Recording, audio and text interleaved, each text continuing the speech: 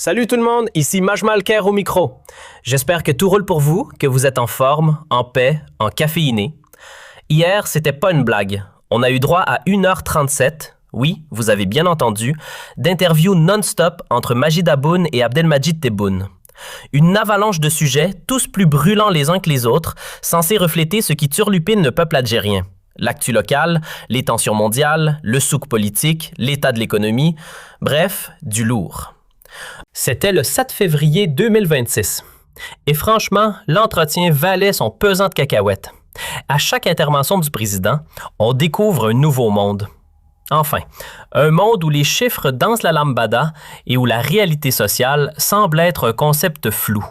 Très flou. Tellement flou qu'on a décidé de ne pas vous balancer une réaction à chaud, mais plutôt de prendre un jour pour concocter une série de vidéos bien ficelées avec graphes, données, punchline, pour faire le tri entre les vérités, les gros ratés et les zones où le président gagnerait franchement à réviser son texte. Parce que, disons-le franchement, ce qu'il raconte ne colle pas toujours à ce que vivent les Algériens. Demain, on se retrouve pour une série d'épisodes où on va disséquer au scalpel les promesses, les chiffres mirobolants, les justifications économiques et les envolées financières d'Abdelmadjid Tebboune. Tout sera passé au crible.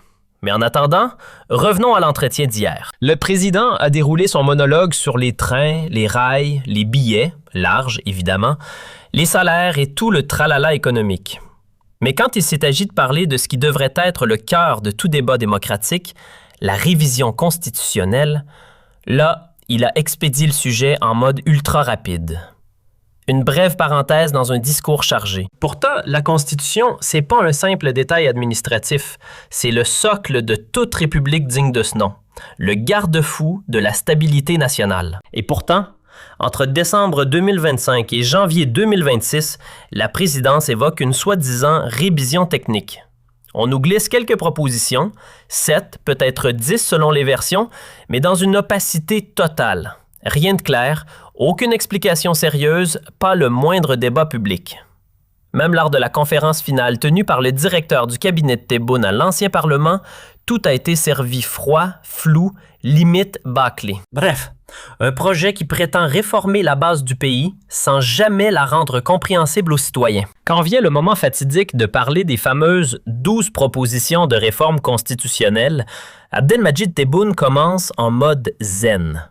Calme olympien, sourire diplomatique, il nous sort le discours classique. Pas de panique, c'est juste un petit toilettage technique, rien de politique, on a juste 2-3 articles qui ne collent pas à la réalité du terrain, vous voyez? En gros, on a une constitution sur le papier et une autre dans la pratique. Et comme les deux ne dansent pas la même valse, il faut réaccorder les violons. Mais voilà, tout s'effondre quand le journaliste de El Hayat TV, Habib Anajid, ose aborder le sujet qui fâche. Les rumeurs sur un hypothétique troisième mandat. Là, fini le calme.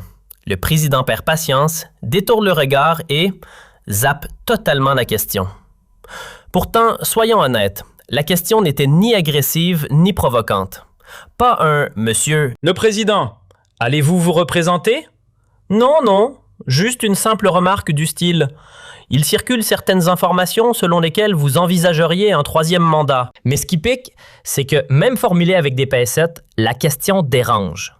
Et ce flou, ce refus de clarifier, donne une drôle d'impression. Celle d'une mise en scène où l'intervieweur sert la soupe, en qualifiant dès le départ les faits de simples rumeurs.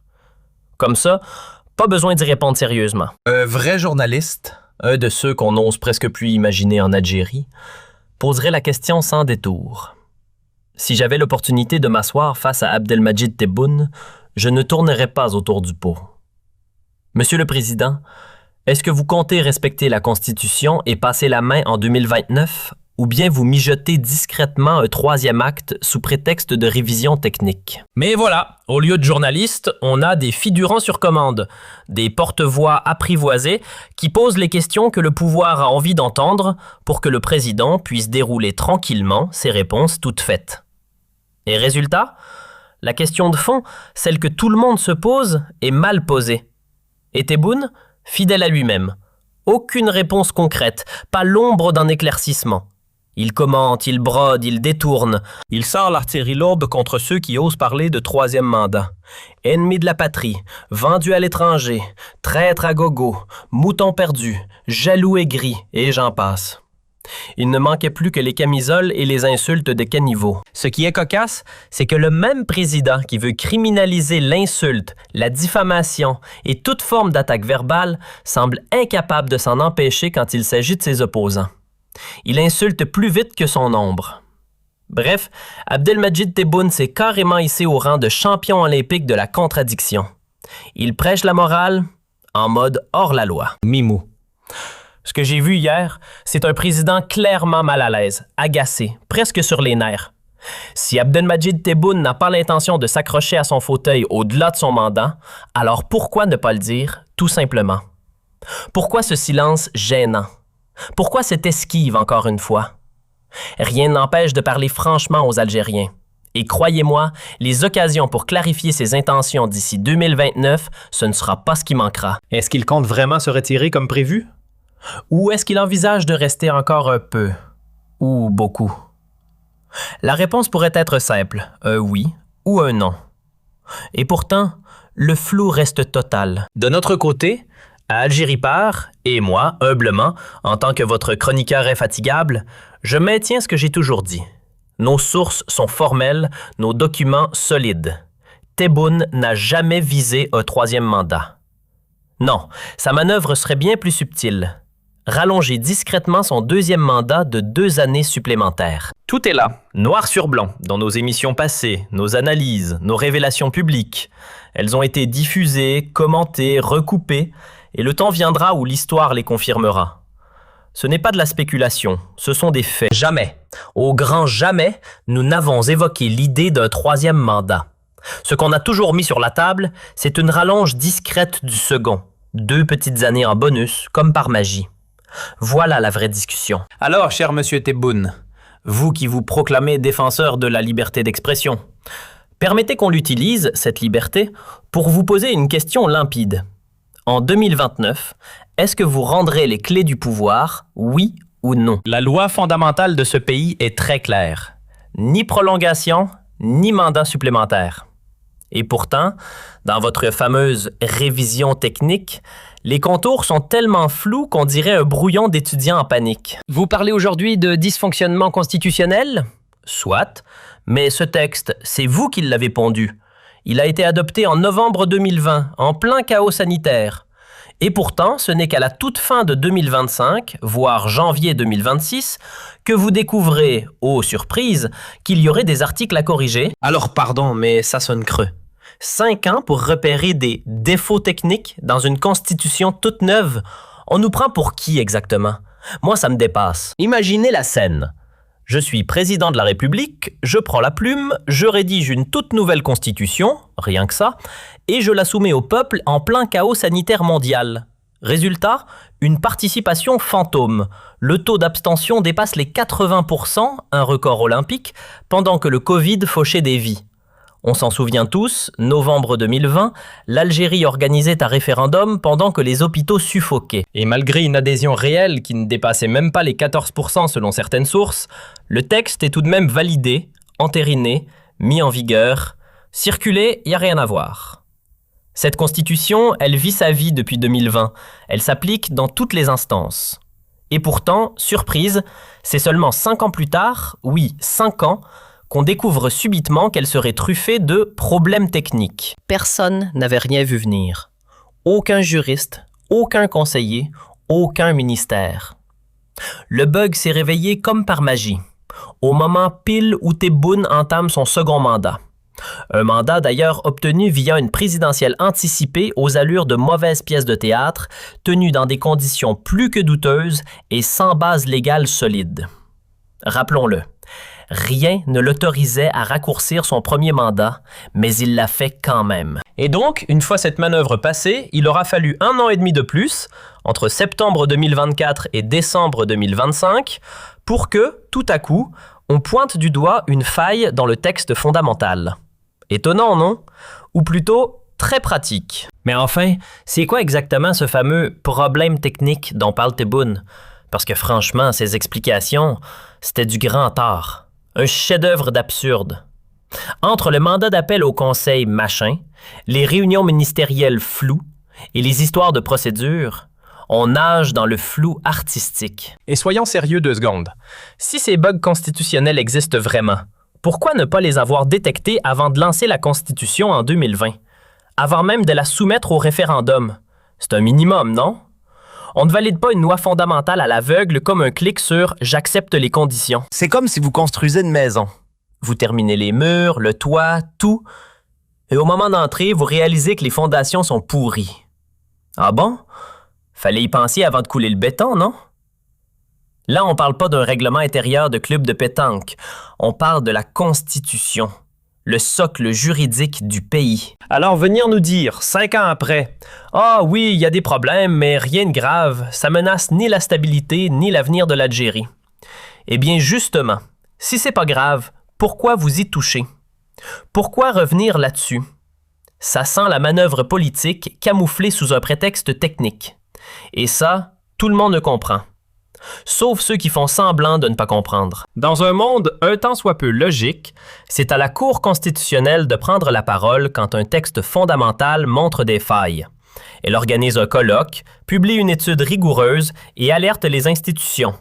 Attention, voici des incohérences, des lacunes, nous suggérons des ajustements. Et ensuite, ce sont les partis politiques, la présidence et le Conseil des ministres qui prennent le relais pour débattre. Voilà comment ça se passe, en théorie. Mais dans notre scénario Made in Algeria, c'est autre chose. Un certain Shangri-La disparaît du paysage, puis revient comme une fleur, pendant que Boulam Boulam tente maladroitement de justifier son absence. Entre-temps, il faut patienter près de 2 mois avant que quelqu'un ne daigne répondre à nos révélations. Et au lieu de réfuter les faits avec des arguments, on préfère sortir l'artillerie lourde. On nous traite de vendus, d'agents infiltrés, de traîtres, et j'en passe. Toujours les mêmes mots, les mêmes insultes recyclées à l'infini. Mais vous connaissez le dicton. Quand on veut abattre un chien, on commence par dire qu'il est enragé. Et cette rage, aujourd'hui, elle semble avoir élu domicile dans la tête de Tebboune. Elle le ronge. Elle le hante. Elle le consume de l'intérieur. La question est d'une simplicité enfantine, Monsieur Tebboune. Est-ce que vous comptez vraiment plier bagage en 2029, comme le prévoit la Constitution? Oui? Non? On ne demande pas un discours de 40 minutes, juste un mot clair. Mais voilà le hic. Aucun journaliste n'ose vous la poser. Aucun n'a le cran. Alors, permettez-moi de faire une demande publique. Donnez-moi cette interview, je vous la poserai, moi, cette fameuse question.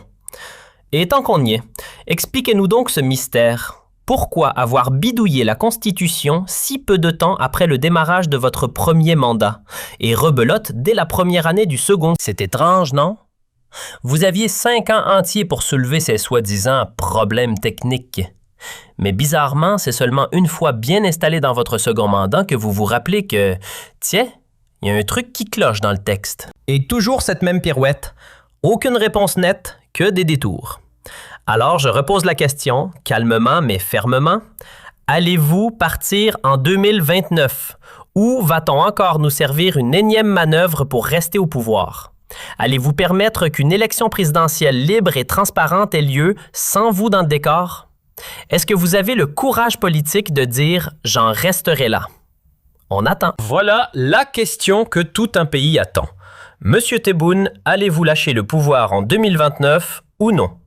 Toute l'Algérie est suspendue à cette réponse parce que derrière cette simple interrogation se cache l'enjeu majeur de notre avenir collectif. Si monsieur reste accroché au fauteuil, on ne prolonge pas seulement un mandat, on prolonge un système entier. Celui des crises à répétition, des promesses jamais tenues, du flou permanent. Et si jamais il rêve d'un 3e mandat, alors bonjour le déjà-vu. On rembobine la cassette Bouteflika, version remixée. Et si en plus on se prend une crise de succession dans les dents, préparez-vous à revivre le séisme politique de février 2019, ses tensions, ses dérives, avec à la clé une instabilité qui peut faire tanguer le pays dangereusement. Et franchement, poser cette question au président, ce n'est pas une provocation, ce n'est pas une insulte, ce n'est même pas une attaque, c'est une interpellation légitime dictée par le texte même de la Constitution, celle qu'il a lui-même portée. Mais voilà, Tebboune fuit, il ne répond pas. Parce qu'au fond, il ne sait pas. Il a peur. Peur de ce qui arrivera à son entourage une fois qu'il ne sera plus protégé par le pouvoir. Peur de ce qu'il laissera derrière lui, de l'état du pays. Il ne sait pas s'il pourra désigner un héritier politique. Il ne sait pas si l'armée jouera le jeu.